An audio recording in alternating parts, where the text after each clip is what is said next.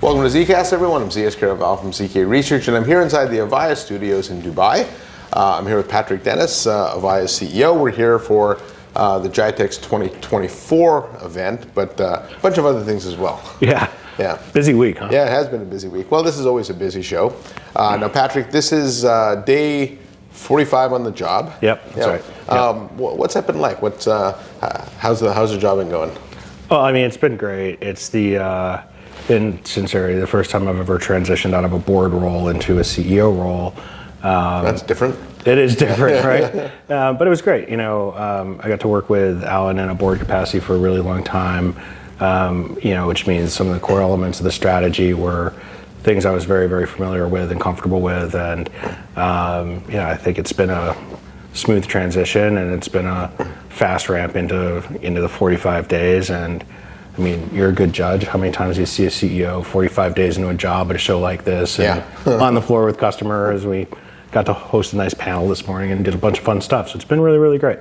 Yeah. Now, as I mentioned, we are here at Gitex. One of the things I like about Gitex is it's positioned as a bit of the art of the possible, very future looking. Obviously, for that reason, AI has been a big theme of the show for years. Sure. And I find AI an interesting topic because there's a lot of art of the possible, but then there's also the here and now, right? And so sometimes I think maybe we forget about the here and now. What are customers telling you about AI? Yeah, we could probably bifurcate it, and you've been an operator, so you know how this goes. We've joked about this feeling like that internet moment. The bifurcation tends to go into there's some things people can do right now to make things better, and clearly we're on a podcast, so people aren't going to see the booth, but we're showing off some virtual agent technology, and in this case we made that an operations manager. We're showing off some workflow technology to make interactions better. And all that can get delivered today, right? We co-piloted some data sources so that people that are interested in getting statistics, it's much easier and much more straightforward. And then on the other side of things, and you were a part of this, we had some great executives in and had a really open discussion about what the art of the possible could look like. And we got to hear from somebody in healthcare, we got to hear from somebody that's kind of dealing in packaged goods, we got to hear from local law enforcement, which was kind of cool. And they were all going deep in AI. So I do think there's a split right now that's focused on people getting benefit right now and people getting benefit in the future. Yeah, and I think my lens as an analyst is I tend to focus on markets that are in transition because I believe that's when share gains are lost and won. If markets don't change, people don't change their buying habits. And I think it's fair to say that AI will be the biggest transition in contact center since the cloud, certainly, but even maybe before that, right? And so it creates a bit of a level playing field, and every vendor out there, I think, has to believe they're in the best position. And why do you think Avaya is in the best position to win? So let's start at baseline. I agree. When big shifts happen in the world, that's the opportunity for share shift, right? And there's about 3 things I like about our spot. One, we've been doing this a long time, right? And I know it's not always in vogue to talk about company history, but AT&T was a super innovative company, wound up in Lucent, spun out of Lucent, and if you go back, like the vision was flexible and open communication, and this company really put that on the map. And so there's a heritage and a legacy here and DNA here that knows what these moments look like. Newer companies haven't seen that before. So I think we've identified the moment. The second thing I like is because of that time, we have some of the coolest customers in the world. And again, you got to see some of them show up today, right? And I think you even joked, it's kind of like being at the adult table. And I like that. I like being at the adult table. Those customers are great. But the third is really technical. The playing field kind of moved.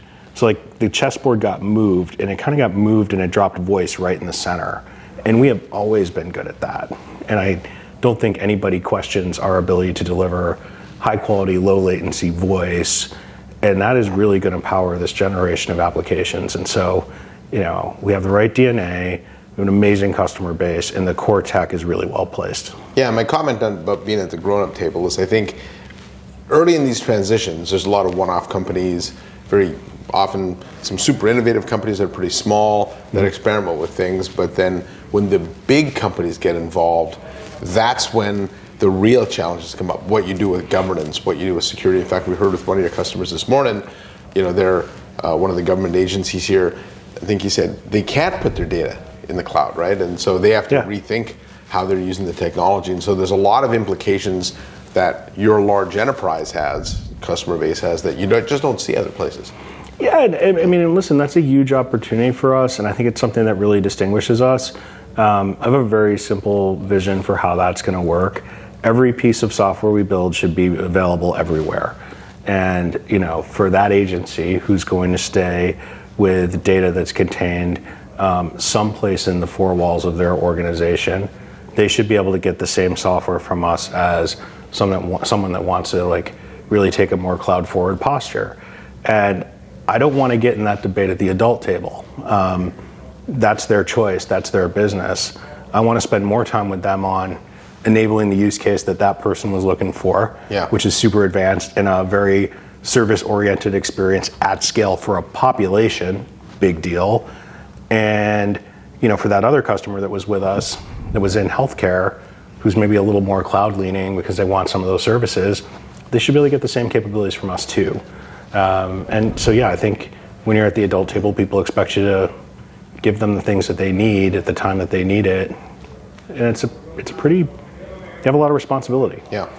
Now you brought up voice, which I find voice a fascinating topic because we've been conditioned, I guess, so a lot of the rhetoric has been for the last 20 years of voice is going away. And every IT manager I talk to, every contact center leader, the voice channel still dominates, right? And I think one of the interesting aspects of voice, though, is it's never been a data source that can be used for anything.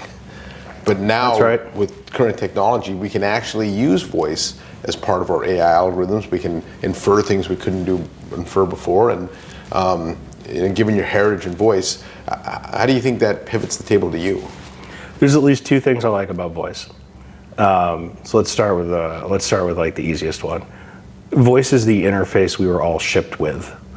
I think it's a good way to think about it. Right? So you're born, what's the natural interface? The natural interface is voice. And why did we come up with all those other channels? We came up with them because the primary channel, voice, couldn't do something quickly enough or fast enough, or to your point, didn't come with some of the metadata. Well, these systems are sophisticated enough now that we're going to start to be able to pull metadata off of voice. We're going to be able to transcribe voice in real time or near real time. We're going to be able to respond to customers and to agents quickly enough that they're not going to be able to distinguish between an actual conversation, or at least one that's AI powered, we'll say, in the short run. And given the fact that people have said that voice was going to go away for so long and it hasn't, I am betting on all of us returning to our natural interface if it can be delivered in a way that's super high quality. Well, you see that in the consumer world today, where Alexa, Siri, things like that, we like using, it becomes a preferred medium. Although, I guess, to your point on the reliability, when it doesn't work, it's incredibly frustrating. That's right. Right? That's right. So I think that's the distinction, right? So if we think about these new sets of systems, you're getting high quality, low latency voice. They're getting processed by systems that aren't kind of learning certain words. They're actually listening to you and interpreting you. And so we're going to bring the error rate way down. And I think when that happens, you're going to see that channel preference actually expand, not contract. Do you think we wind up in an era where I think one of the arguments against AI in the contact center has been everyone's always going to prefer to talk to a human? I mean, you could have said that about online banking at one time. Who would online bank? You want to go and talk to the teller, right? And now you don't. Do you think we're going to get to a point where, as a consumer, when you pick up the phone and you get a person, you're going to I really wish it was a virtual agent, because I can do things faster and more accurately. Yeah. Well, I mean, I think the thing that's always been true is we always want the outcome. Yeah. Right. As fast as possible. As fast as possible. And so, I think about simple things. So oftentimes when I'm calling in for service, it might just be situational. I'm in my car, right? And so text messaging doesn't really No, that's not a good medium for that. It's not a good medium for that, right? So if I can carry on that same transaction, I'm no worse off if I get to the same outcome and it was a virtual agent, or if it was a system.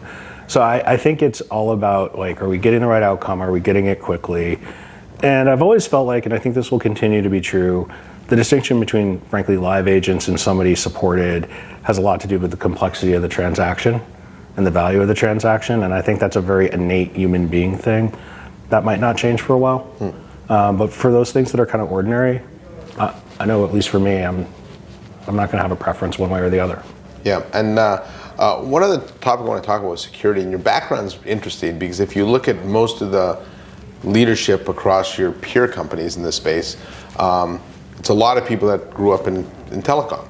Yeah. And I've always found telecom interesting because security's never been a big part of it. Part of it was because they were monolithic, vertically integrated systems that were almost secure by design. Now that we're moving more to software models, we're dealing with a lot more data, we're converting voice to data. How do you feel security changes and this industry changes where security does become a bigger part of it?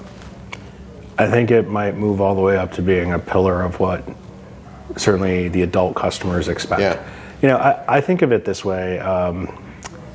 So these brands, at the end of the day, they don't all articulate it this way, but they've promised trust to their customers, right? And certainly that's true. You came from banking, right? Customers have to trust you or they're not going to give you their money, right?